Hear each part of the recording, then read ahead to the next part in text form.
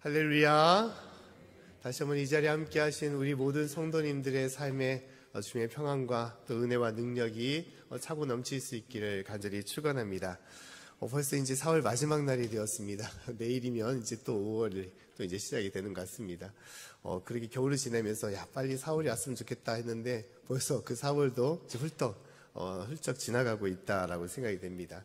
벚꽃도 피고 지고 개나리도 피고 지다 보니까 벌써 4월이 끝나간 것 같은데 이렇게 4월 한 달을 보낼 수 있다는 거 우리 매번 반복되는 달이지만 어떻게 보면 이 4월 한 달도 매번 한 달도 큰 문제 없이 큰 사고 없이 그냥 보낼 수 있다는 것은 그냥 반복되는 것이 아니라 주님의 보호와 인도하심 가운데 있음을 우리가 알아야 되는 것입니다. 할렐루야.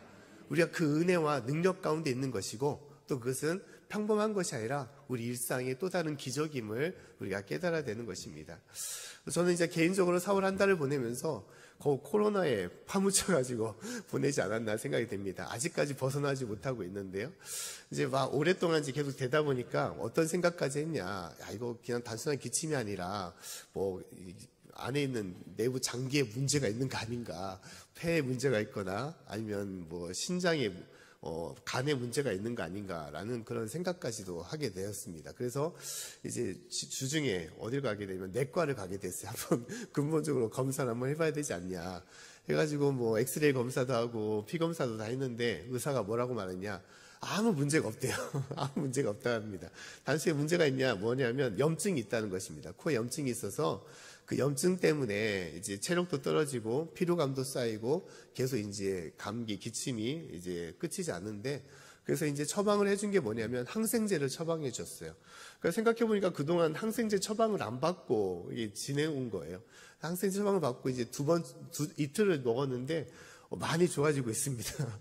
피로감도 예전엔 좀만 움직여도 막 지치고 막 힘들었는데 지금 많이 피로감도 없어지고 이제 기침도 막 가만히 있어도 막 콧물이 흘러가지고 누런 콧물이 계속 나왔는데 콧물도 많이 사라지고 기침도 그나마 좀 좋아지고 있습니다. 그래서 이렇게 그걸 보면서 하나님께서는 매우 힘든 가정 가운데서도 우리를 감당케 할 수 있도록 우리 매일매일 그 삶을 유지할 수 있도록 우리를 참으로 보호해 주시는 분이시구나라는 것을 많이 느끼고 살아가고 있습니다. 할렐루야.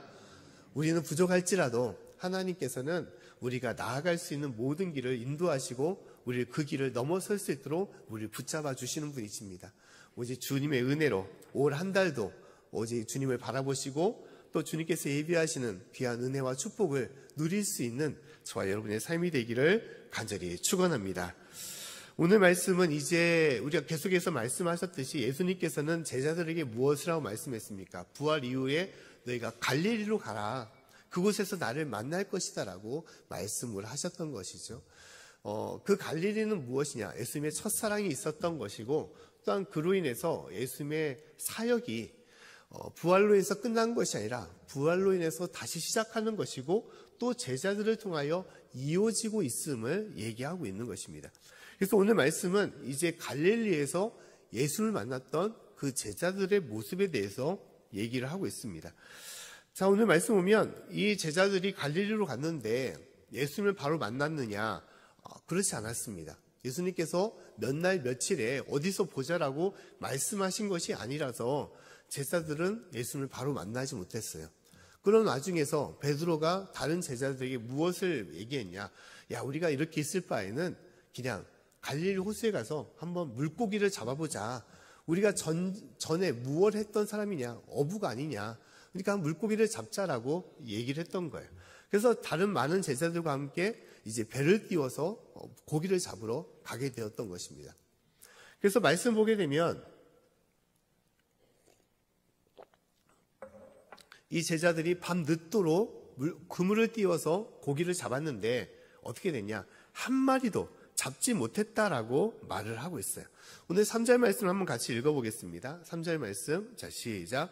시몬 베드로가 나는 물고기 잡으러 가노라 하매 저희가 오늘도 함께 가겠다 하고 나가서 배에 올랐으나 이 밤에 아무것도 잡지 못하였더니. 아멘. 자, 평생을 이제 고기 잡는 어부로서 살아왔던 이 베드로조차도 그 밤에는 한 마리도 잡지 못했다는 것입니다.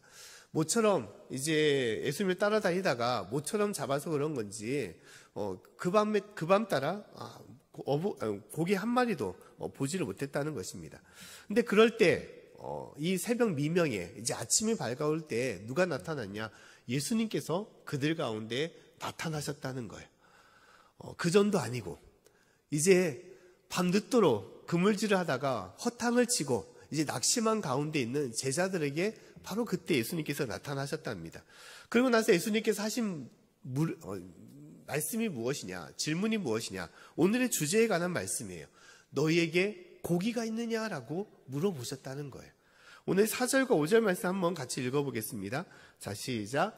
날이 새어갈 때에 예수께서 바닷가에 서셨으나 제자들이 예수신 줄 알지 못하는지라. 예수께서 이르시되 얘들아 너희에게 고기가 있느냐 대답하되 없나이다. 아멘. 예수님께서 제자를 보고 딱 처음 봤을 때 뭐냐, 야 베드로야 나야 나 부활한 너희 예수님이다 라고 그렇게 자신을 밝히면서 환영했던 것이 아니라 그냥 뜬금없이 뭘 얘기했다는 것입니까? 너희에게 고기가 있느냐라고 물어보셨다는 거예요. 자, 예수님께서 고기가 없다고 생각해서 또 있다고 생각해서 물어봤겠습니까? 그렇지 않죠. 예수님께서는 그들이 고기를 잡지 못했다는 것을 다 알면서도 이 말씀을 하고 있는 것입니다. 그럼 왜 예수님께서 이 말씀을 하셨을까? 자, 그들이 밤 늦도록 수고를 했지만 고기를 못 잡은 것은 바로 그날 밤만 있었던 것이 아니라는 거예요. 그 전에도 귀한 경험들이 있었습니다. 그 경험이 뭐냐?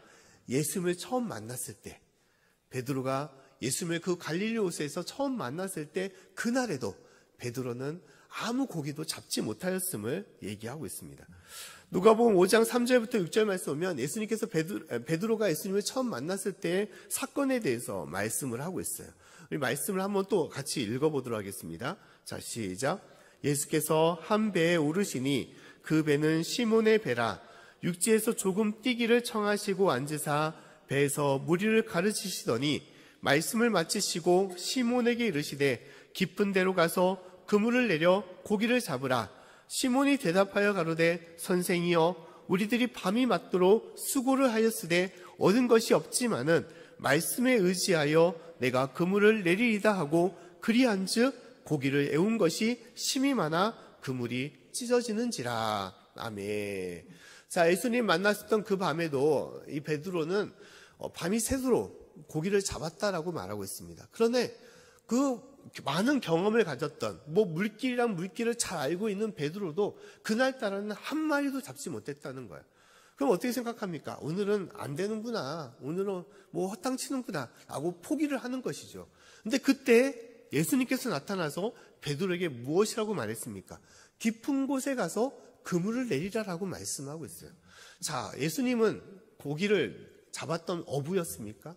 전혀 그렇지 않죠. 경험이 없던 분이십니다. 그 다음에 베드로가 듣기에는 야, 무슨 예수님이 나보다 모르면서 뭘 알겠다고 나한테 훈수를 둬? 라고 그냥 한 귀로 듣고 흘릴 수도 있었을 거예요. 근데 베드로는 어떻게 했습니까? 그 말에 순종하여 깊은 곳으로 가서 그물을 내렸다라고 말하고 있는 것이죠. 그랬더니 놀라운 일이 일어난 것입니다. 한 마리도 잡지 못했던 그 밤을 새서 몇 시간 동안 수고했던 그 갈릴리 호수에서 오직 한 번 순종하여 그물을 내는데 그물이 찢어질 정도로 많은 고기가 잡혔다라고 말씀을 하고 있는 것입니다. 그 일이 있었던 것이 바로 베드로가 예수를 만났던 것이었죠. 그러고 나서 베드로의 인생은 완전히 바뀌게 되었습니다. 내가 평생을 모실 분이 바로 예수님이시구나. 예수님과 함께 하겠구나. 예수님을 따른다면 내가 바라고 원하는 것들이 주 안에서 이루어지겠다라고 그가 결단하고 예수님을 따르며 예수님을 섬겼던 것임을 말씀하고 있는 것입니다. 자, 오늘 말씀에도 예수님께서 베드로에게 나타나셔서 내가 고기가 있느냐라고 물어보시고 나서 그 이후에 무엇을 말씀하셨습니까? 배 우편으로, 배 오른편으로 그물을 내리라라고 말씀하고 있어요. 그리고 그 말씀에 순종하여 베드로는 그물을 내렸더니 놀랍게도 많은 고기가 첫날 예수님을 만났던 그와 똑같은 방식으로 많은 고기가 찢어질 정도로 그 고기를 잡았다라고 말씀을 하고 있는 것입니다. 그로 인해서 베드로가 느꼈던 것은 무엇입니까? 그래, 내가 예수님 안에 있어야만이, 내가 예수님과 함께 해야만이 나에게 하나님의 역사가 이루어지는 것을 그 베드로가 다시 한번 깨닫고 그 말씀에 순종하였음을 보게 되는 것입니다. 사랑하는 성도 여러분, 우리의 삶에도 주님께서는 그와 같이 말씀하는 거예요. 내가 이 땅을 살아가면서 나의 인생에서 가장 중요한 것은 무엇이냐? 오직 주님과 더불어 살아가는 것, 주님과 함께 살아가는 것이 우리 삶에 있어서 가장 큰 축복이며 능력이 됨을 우리가 잊지 말라고 말씀을 하고 있는 것입니다. 할렐루야! 하나님께서는 우리에게도 말씀을 하고 있어요. 너에게도 고기가 있느냐라고 말씀하고 있습니다. 우리가 무엇이라고 대답합니까? 하나님, 저 고기가 참 많습니다. 전 재산도 많고 능력도 많고 경험도 많고 지식도 많습니다. 많은 것이 충만합니다 라고 얘기할 때가 있을 거예요. 그러나 그 모든 것들은 일순간에 사라지는 것임을 우리가 깨달아야 하는 것입니다. 진정으로 우리 삶에 성령의 열매, 사랑과 기쁨과 평안과 하나님의 영적인 능력이 우리 가운데 있기 위해서는 우리가 어떻게 해야 되냐? 오직 주님의 말씀에 순종하여 주님 안에 거할 때, 또 주님과 더불어 나아갈 때 우리 가운데 그러한 놀라운 역사와 능력과 그러한 열매가 우리 가운데 있음을 우리가 깨달아야 되는 것입니다. 할렐루야! 우리가 그 가운데 나아가야 되는 것이에요. 우리가 살아가는 모든 사람들이 자신감을 가질 필요가 있습니다. 자신감이 있어야만이 우리 앞에 있는 일들을 감당하며 살아갈 수가 있는 것이죠. 그런데 자신감이 없으면 어떻습니까? 아무리 잘 되는 일도, 충분하게 해낼 수 있는 일도 미리 겁을 먹고 그것이 잘 안 되는 경우들이 많이 있죠. 되다가도 안 될 일들이 너무너무 많은 것입니다. 하지만 자신감만 있으면 아무리 나에게 어려운 일이 있을지라도, 경험하지 못한 일이 있을지라도 그것을 감당하며 그것을 해낼 때, 성취할 때가 많이 있는 것이죠. 근데 우리 안에 있는 자신감은 과연 어디에서 이루어지는 것입니까? 세상적인 지식, 내 경험, 내 능력, 또 내가 믿고 있는 사람들, 세상의 백, 그런 것이 나의 자신감입니까? 결국 그렇지 않죠. 아무리 그런 것들이 많이 있을지라도 하나님께서 그 길을 막으신다면, 내가 세상에 재물은 많이 있을지라도 한순간에 하나님께서 내 건강을 하나님께서 거둬가신다면 모든 것은 막혀버리는 것이에요. 모든 자신감은 다 상실해버리는 것입니다. 그러나 내가 부족하고 연약한 가운데 있을지라도 하나님께서 나와 함께 하시고 나의 모든 것을 인도하신다는 것을 믿고 따른다면 그 믿음을 통하여 우리는 어떠한 것도 우리는 두려워하지 않고 자신감으로, 주님께 주시는 그 자신감으로 그 일을 행하며 나아갈 수가 있는 것입니다. 할렐루야! 우리가 그런 믿음으로 살아가야 되는 것이죠. 이 모든 자신감은 어디에서 이루어지는 것이냐? 하나님으로부터 인해서, 예수님을 통해서 이루어짐을 우리가 깨달아야 되는 것입니다. 어린 다윗이 골리앗을 상대할 때도 그가 갖고 있었던 자신감은 어디에서 이루어졌던 것입니까? 그의 경험입니까? 그의 능력입니까? 결코 그렇지 않은 것이죠. 오직 하나님을 믿었기 때문에, 할렐루야! 하나님이 나와 함께 한다는 것을 믿었기 때문에 그 믿음과 자신감으로 골리앗을 상대하였고 골리앗을 이기는 역사를 그가 이뤘던 것입니다. 여호수아도 마찬가지죠. 여리고성을 무너뜨린 것도 오직 하나님을 믿는 그 믿음, 그 믿음을 통한 자신감이 그 가운데 있었기 때문에 그 모든 것이 이루어졌음을 얘기하고 있는 것입니다. 오직 주님 안에 있어야만이, 주님과 함께 해야만이 온전한 하나님의 능력과 은혜가 우리 가운데 임하는 것이고, 또한 그러한 능력으로 자신감을 얻고 모든 것을 감당하며 이 세상을 이겨나갈 수 있는 우리 삶이 되는 것입니다. 사랑하는 성도 여러분, 우리가 이 땅을 살아가면서 주님이 나와 함께 한다는 것을 잊지 마시고 오직 주님만을 바라보며 또 주님 안에 거할 수 있는 저와 여러분의 삶이 되기를 간절히 축원합니다. 요한복음 15장 5절 말씀에도 예수님께서는 우리에게 다음같이 말씀을 하고 있죠. 말씀을 같이 한번 읽어보겠습니다. 자, 시작. 나는 포도나무요 너희는 가지니 저가 내 안에 내가 저 안에 있으면 이 사람들은 과실을 많이 맺나니 나를 떠나서는 너희가 아무것도 할 수 없음이라. 아멘. 주님을 떠나서는 너희가 아무것도 할 수 없다라고 말씀을 하고 있습니다. 오직 나의 포도나무가 되신 예수님 안에 우리가 붙어 있어야만이 주님께 주시는 그 능력으로 하늘의 그 영양분으로, 하나님의 그 양식으로 우리가 열매를 맺으며 이 땅을 살아갈 수가 있는 것입니다. 사랑하는 성도 여러분, 오늘의 말씀처럼 빈 그물 가운데 있었던 베드로에게 진실로 주님께서 함께 하심을 통하여 이루 말할 수 없는 많은 고기와 또한 능력을 주신 것처럼 우리도 그 은혜와 능력 가운데 살아갈 수 있기를 간절히 축원합니다. 오늘의 말씀을 통하여 베드로는 어느 정도의 고기를 낚았다라고 얘기를 하고 있습니까? 153마리라고 얘기를 하고 있죠. 우리가 잘 알다시피 153의 기적이라고 얘기를 하지 않습니까?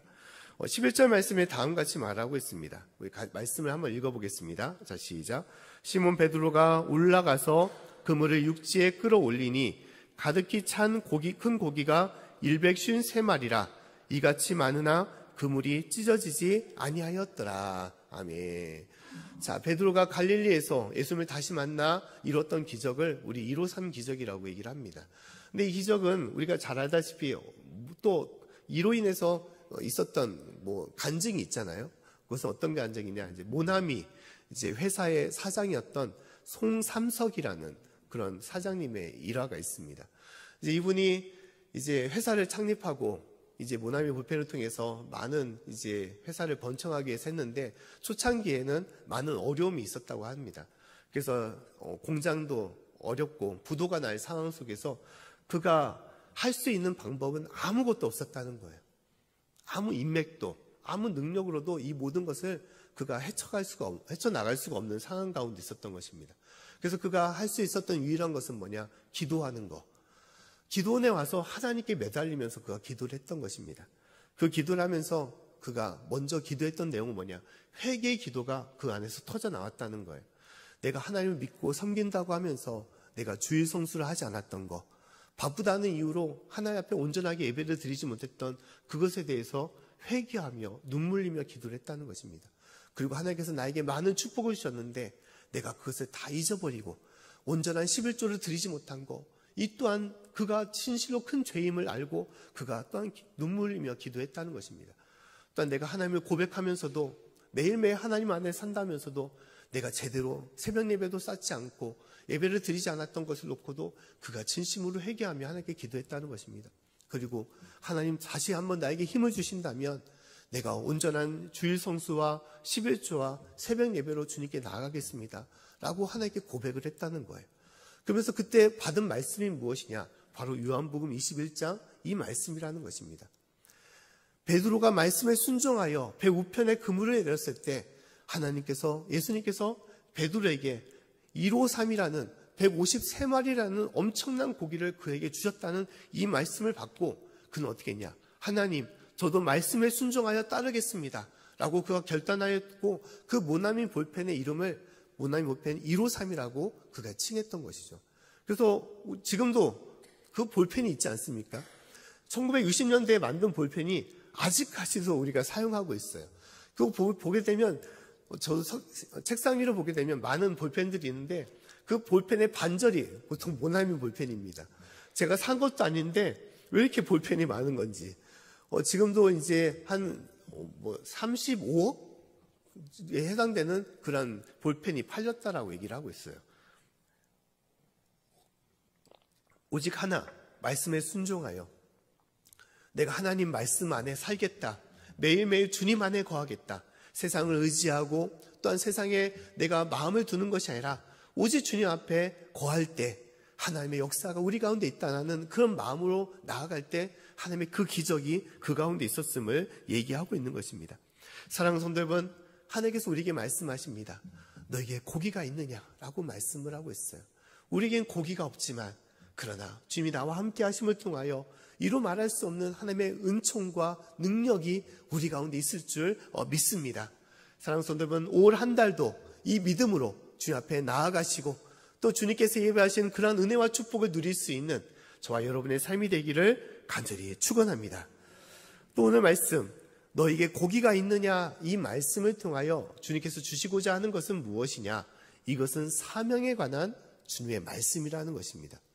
자, 베드로는 어떤 사람이냐? 어부였습니다.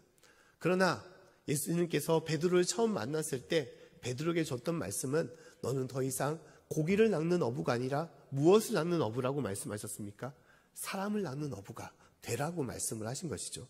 마가복음 1장 17절 말씀에 다음과 같이 말씀을 하고 있습니다. 우리 말씀을 한번 읽어보겠습니다. 자, 시작. 예수께서 가라사대 나를 따라오너라.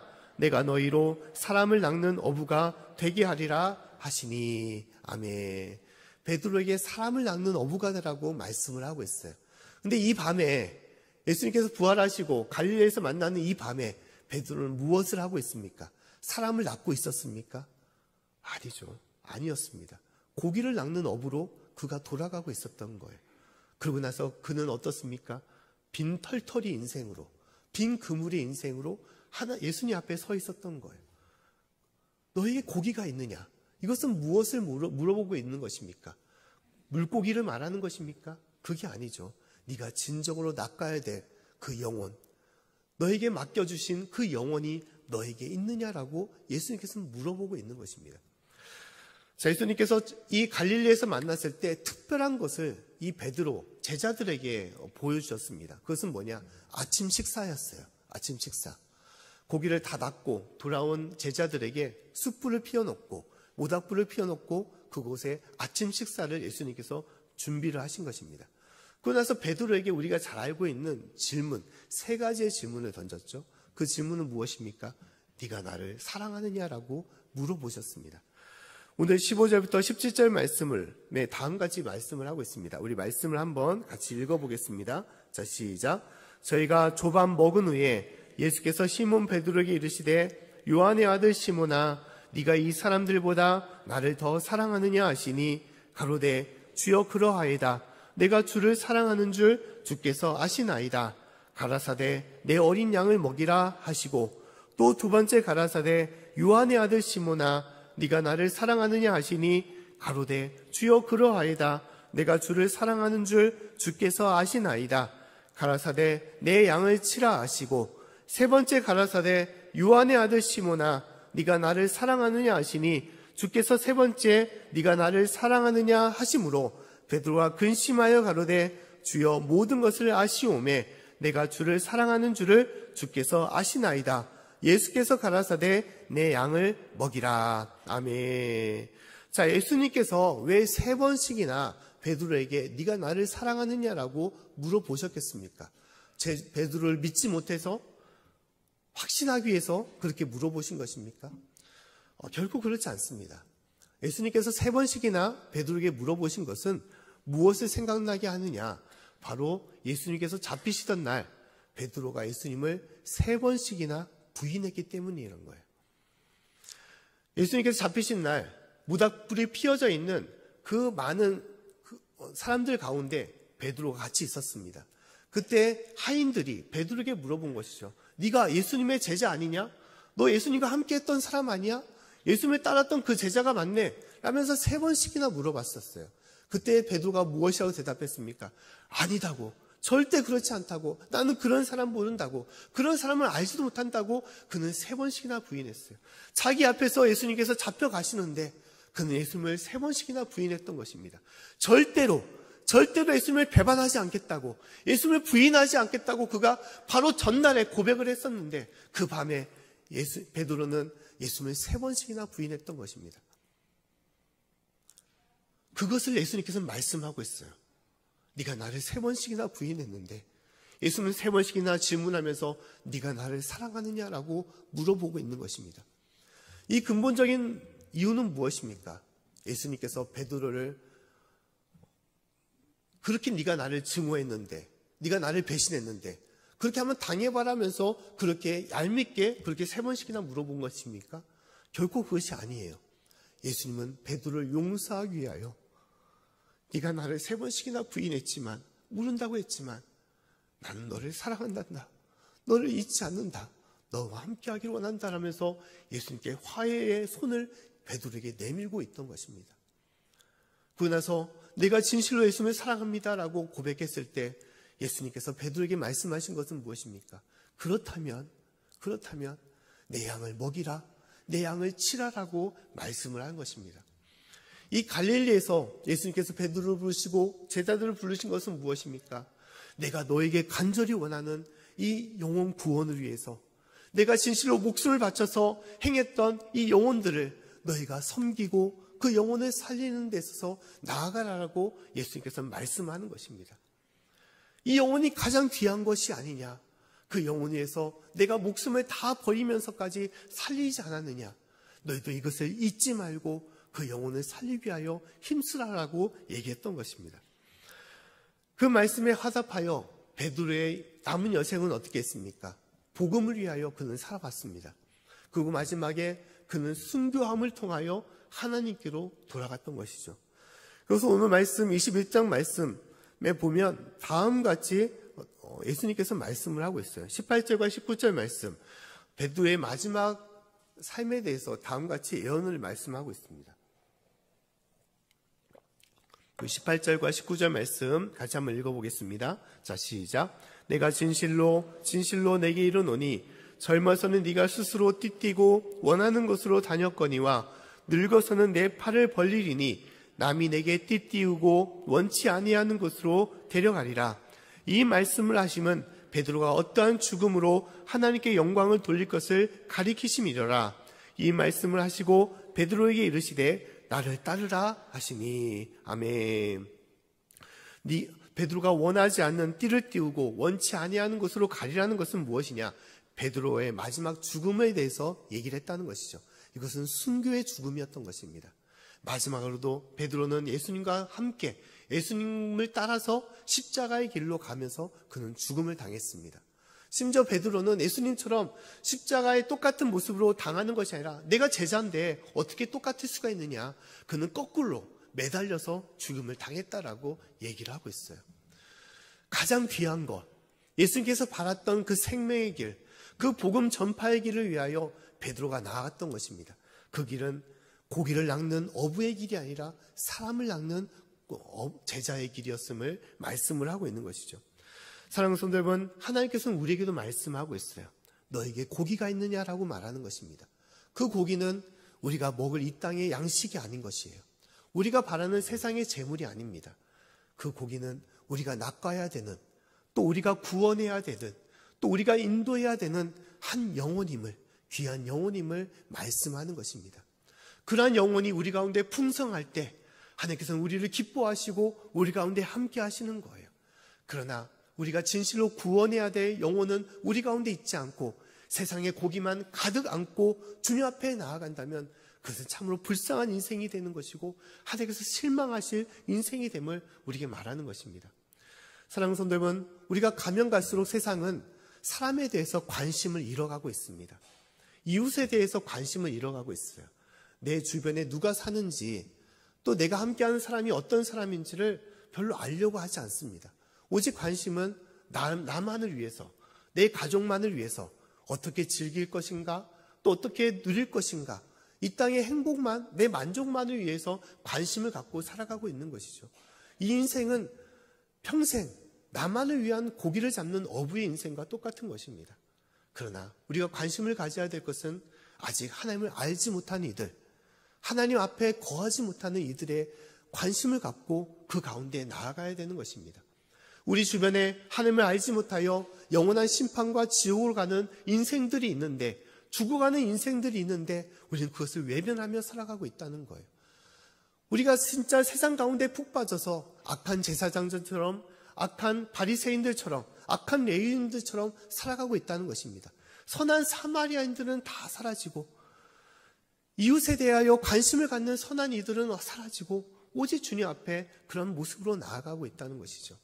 사랑하는 성도 여러분, 진실로 우리가 이 땅을 살아가면서 이웃과 함께하는 모든 이들의 마음을 갖고 진실로 그 영혼을 살리는 이들의 일에 관심을 가지며 살아갈 수 있기를 간절히 축원합니다. 관심의 가장 첫 번째 자세는 무엇입니까? 인사하는 것이죠. 인사하는 것입니다. 모르는 사람일지라도 인사하죠. 우리가 보통 산에 올라갈 때 누구나 할 것, 모르는 사람일지라도 안녕하세요, 좋은 하루입니다, 참 좋습니다라고 인사를 하지 않습니까? 이 인사가 관심이죠. 관심입니다. 함께 하고 있다는 거, 함께해서 반갑다고, 좋다라는 그런 인사한 것이죠. 우리가 아파트 엘리베이터나 또는 길을 가면서도 우리 인사하는 것이 참 좋습니다. 보통 저는 요새 인사를 좀 많이 받는데 누구에게 인사를 받느냐? 아이들한테도 인사를 많이 받아요. 제가 있는, 이제 제 자녀들이 있는 그런 학교를 간 적이 있는데 아이들이 인사를 하더라고요. 그래서 이 아이들이 내가 선생님으로 착각을 하고 있나 하고 있는데 하여튼 좋더라고요. 그래서 아이고 그래 잘한다 하면서 아이들 좀 칭찬하고 또 격려도 했는데 인사하면 참 좋죠. 받으면 좋고 나누면 좋습니다. 인사를 하면서 서로가 함께 하면서 또 우리가 관심을 가져야 되는 거, 교회를 다니시느냐, 하나님을 알고 있느냐, 예수를 믿느냐에 대해서 우리가 관심을 가져줄 필요가 있죠. 믿지 않는다면 아유 교회로 오시라고, 교회가 얼마나 좋은데, 하나님 앞에 살아간다는 게 얼마나 행복한데 하면서 우리가 권유하고 그 영혼을 위하여 기도하고 끊임없이 관심 가지며 그 영혼을 인도해야 되는 것이죠. 사랑하는 성도 여러분, 이 땅에 우리가 가져야 될 관심이 무엇이 있습니까? 주님 부르시는 그날에 우리가 가져야 될 관심이 무엇이 있습니까? 내 그물에 하나님의 영혼이 가득 찰 수 있도록, 할렐루야, 내 삶에 주님께서 맡겨주신 이 양들이 가득 찰 수 있도록 우리가 섬기고 나누는 것, 이것이 가장 귀한 것임을 우리가 잊지 말아야 되는 것입니다. 사랑하는 성도 여러분, 진실로 함께 하시고 또한 우리 주변에 내 가족 중에 또 함께하는 친구들과 이웃 중에 아직까지 믿지 않는 영혼들을 위해서 기도하시고 주님 부르시는 그날까지 이 사명을 붙잡고 살아갈 수 있는 저와 여러분의 삶이 되기를 간절히 축원합니다.